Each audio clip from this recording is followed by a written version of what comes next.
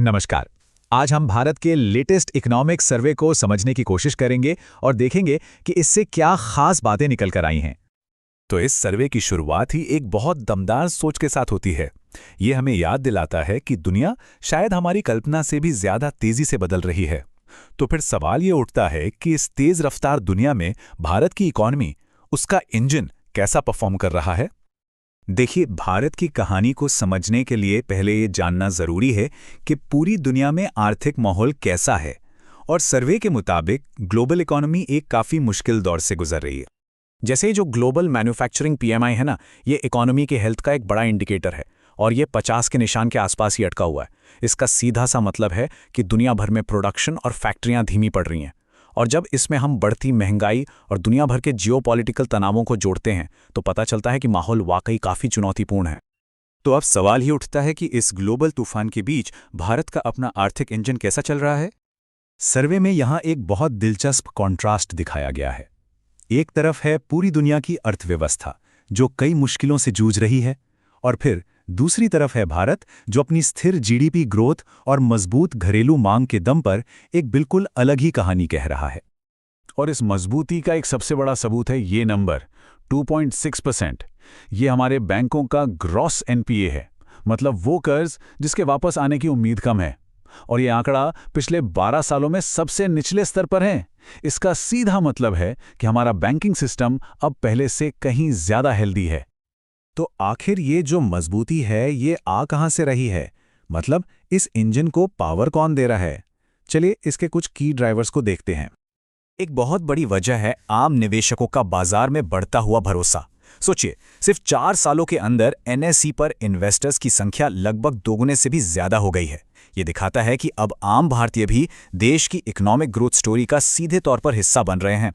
और इस ग्रोथ का असली पावर हाउस है हमारा सर्विस सेक्टर।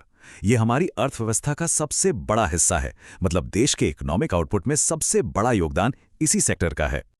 ठीक है, तो इंजन अच्छा चल रहा है, लेकिन इसे भविष्य में भी तेज दौड़ाने के लिए कुछ जरूरी ट्यूनअप की जरूरत तो पड़ेगी, है ना? सर्वे में आगे इसी पर बात की गई है।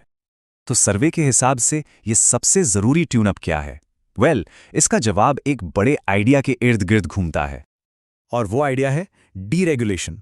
अब ये सुनने में थोड़ा भारी शब्द लगता है, पर इसका मतलब बहुत सीधा है। मतलब नियमों को और आसान बनाना ताकि देश में बिजनेस करना आसान और सस्ता हो। और जब ऐसा होगा तो जाहिर है ग्रोथ भी बढ़ेगी और नई नौकरियां भी पैदा होंगी। सर्वे सिर्फ आइडिया ही नहीं देता, बल्कि कुछ ठोस उदाहरण भी देता है, जैसे महिलाओं के काम से जुड़े कुछ पुराने श्रम कानूनों को बदलना और इंडस्ट्रीज के लिए बिजली सस्ती करना। ऐसे कदम भारतीय कंपनियों को ग्लोबल लेवल पर और ज्यादा कम्पेटिटिव बना सकते हैं। अच्छा, ये तो हो गई बड़ी बड़ी आर्थिक बातें, नंबर्स, डेटा। लेकिन इन सब का आम इंसान की जिंदगी पर क्या असर पड़ता है? सर्वे का आखिरी हिस्सा ग्रोथ के इसी ह्यूमन साइड पर फोकस करता है। तो इसका एक सीधा और बहुत पॉजिटिव असर रोजगार पर दिखा है। पिछले कुछ सालों में बेरोजगारी की दर 6% से घटकर सिर्फ 3.2% रह गई है। इसका मतलब साफ है कि ज्यादा लोगों को अब काम मिल रहा है।